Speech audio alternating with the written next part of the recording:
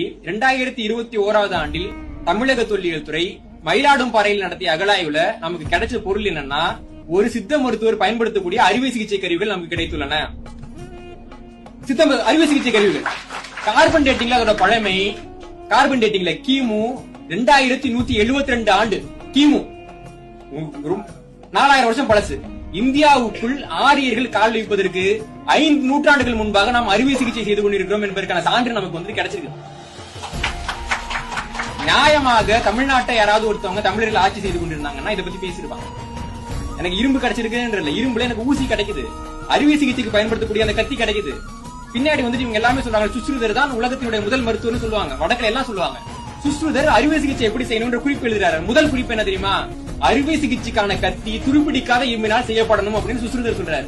சுஷ்ருதர் அப்படி எழுதக்கூடிய காலகட்டத்துல இந்த உலகத்திலேயே துருப்பிடிக்காத இரும்பை அறிந்திருந்த ஒரே இனம் தமிழ் இனம். ஒரே இனம். என்னோட கத்தியை வாங்கிட்டு போய் அறுத்தவன் அறுவை சிகிச்சைக்காரன்னா நான் யாரா? அப்ப நான் யாரு?